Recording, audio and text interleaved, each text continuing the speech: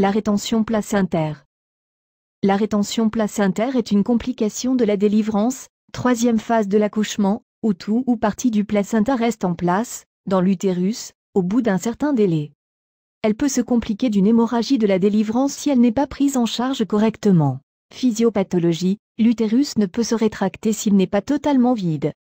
C'est le cas lorsque la délivrance naturelle ne s'est pas faite, ou lorsque la délivrance est incomplète, présence de fragments de placenta ou de membrane dans l'utérus malgré la délivrance. Diagnostic. La rétention est diagnostiquée par l'examen systématique du délivre par la sage-femme, ou l'obstétricien à la recherche d'un cotylédon manquant, ou de membrane non intègre.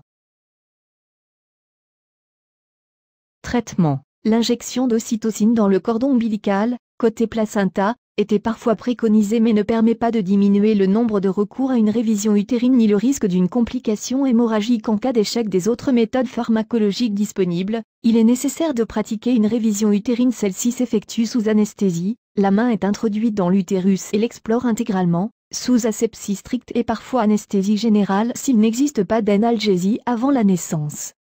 Si la délivrance ne s'est pas effectuée, on procède à une forme rare, est le placenta accreta où le placenta est profondément accolé à la paroi utérine, rendant vaine toute tentative de révision utérine, et pouvant nécessiter une embolisation des artères utérines, voire une hystérectomie.